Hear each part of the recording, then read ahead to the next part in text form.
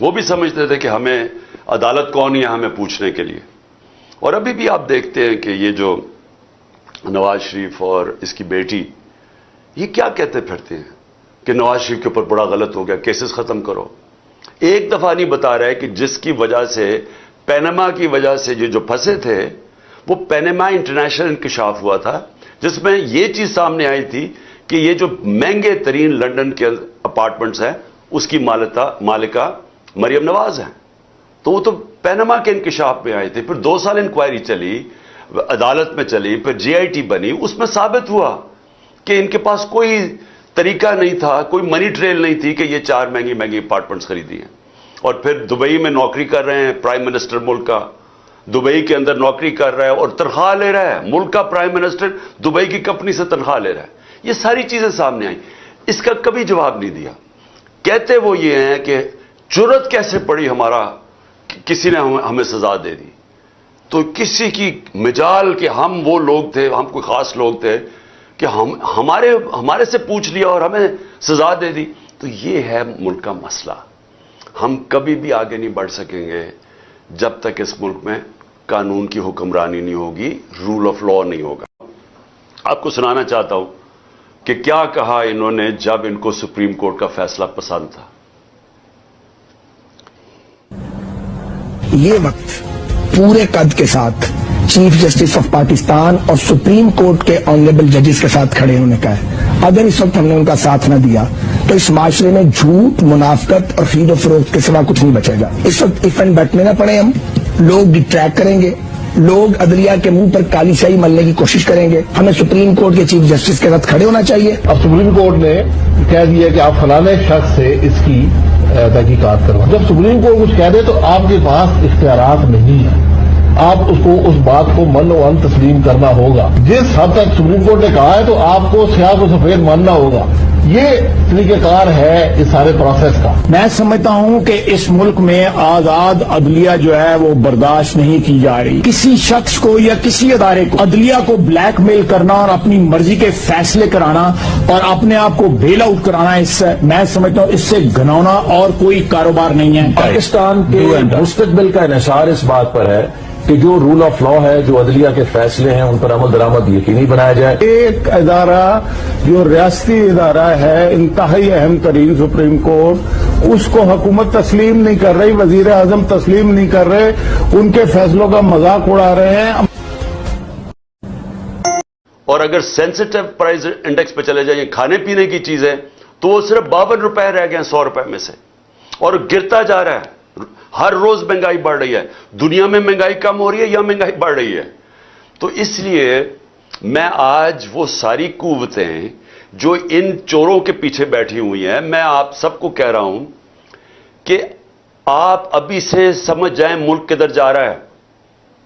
سری لنکا کے اندر جب پبلک نکلی تھی حالات اتنے برے نہیں تھے.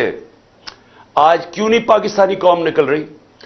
امید لگا کے بیٹھی ہوئی ہے کہ الیکشنز آئیں گے, تو وہ الیکشنز کی انتظار کر رہے ہیں کہ غصہ ان کا الیکشن میں نکلے گا, جس کی وجہ سے یہ بھاگ رہے ہیں.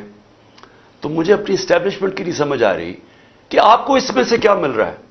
ان چوروں کے پیچھے لگ کے جنہوں نے ملک کو تباہ کر دیا ہے, تو اس سے آپ کو کیا مل رہا ہے کہ ان کے پاس تو کوئی اب طریقہ ہی نہیں ہے ملک کو بچانے کے لیے. ان کے پاس تو روڈ میپ نہیں ہے.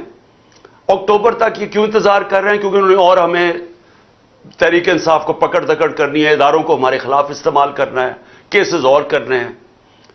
علی امین کو 1 مہینہ پکڑا, جیلوں میں پھرایا, کدھر سے کدھر, بکھر, پھر اسلام آباد, پھر اس کو لے کے گئے ادھر لاہور لے کے آئے, تشدد کیا اس کے اوپر, پھر ادھر سے گیا پتہ نہیں شکارپور. تو کیا ہوا؟ 20 کلومیٹر لمبا اس کو جلوس لینے آیا ڈی آئی خان میں. وہ علی امین کہتا ہے میں نے کبھی اس طرح کی عوام کا رویہ ہی نہیں دیکھا, انہوں نے اس کو اتنا بڑا ہیرو بنا دیا. تو کیا فرق پڑا؟ کیا یہ پکڑ دکڑ سے کچھ بدل جائے گا؟ کیا یہ عمران خان 2 دفعہ مجھے قتل کرنے کی کوشش کی, کیا میں رک گیا ہوں؟ میں پھر نکل رہا ہوں, میں پھر جا رہا ہوں پبلک میں پھر جلسے کر رہا ہوں. بدھ سے میں جلسے کر رہا ہوں, 14 تک کروں گا. یہ جو بھی آپ سمجھ رہے ہیں کہ یہ خوف زدہ ہو کے یہ کہ ایک تحریک जो लोगों के दिलों में चली गई है वो रुक जाएगी।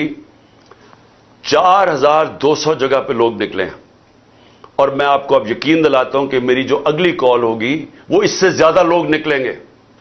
और ये जरूरी नहीं कि अगर आप इस तरह दबाते रहें लोगों को और पकड़ दकड़ करते रहें तो हम चुप करके भेड़ बकरियों की तरह इसी तरह ही बैठे रहेंगे। हम सिर्फ अपनी मुल्क की मायशत देखते हुए, क्योंकि हमने बाहर नहीं भागना, अभी तक मेरी जगह ये दूसरे होते तो बाहर भागे होते बड़ी देर के, हमने यहां जीना मरना है। इसलिए मुल्क का सोच, आप ये सोचें कि कैसे हो सकता है कि पहले एक high court justice Babar Sattar वो इजाजत देते हैं कि जी ये फंडामेंटल राइट है हमारा रैली निकालने का, वो कहता है फंडामेंटल राइट है। रात के 2 बजे पुलिस कहती है नहीं आप निकाल सकते। क्यों नहीं निकाल सकते? और किस चीज के लिए रैली निकाल रहे हैं? आइन की, अपने आइन की बालादस्ती के लिए रैली निकाल रहे हैं, कोई इंतशार के लिए नहीं निकाल रहे, रूल ऑफ लॉ के लिए रैली निकाल रहे हैं। इजाजत ही देते, और इजाजत ही नहीं सिर्फ देते, वहां आप देखें औरतें वो बेचारी खड़ी हैं साइड पे, उनको पकड़ के जेलों में डाल रहे हैं, सारी दुनिया के सामने मुंह काला करवा रहे हैं पाकिस्तान का। और उसके बाद हमारे रात को वर्कर्स को पकड़ना शुरू कर देते हैं। 50-60 वर्कर पकड़ लिए हैं, सरगोदा में अलहदा वर्कर पकड़ रहे हैं। तो क्या ये इससे साबित क्या कर रहे हैं आप कि वो इस्लामाबाद का जो आईजी है वो एक जराइम पेशा आदमी है? मुझे पता है, मैंने उसका केस देखा हुआ है। सेफ सिटी के अंदर वो करप्शन के अंदर सजा होने लगी थी उसको। दूसरा जराइम पेशा आदमी शहबाज शरीफ जब प्राइम मिनिस्टर बना उसको सजा होने वाली थी 24 अरब के केस में। उसने पहली चीज अपनी तरह के लोगों को उसको लाके वहां बिठा दी।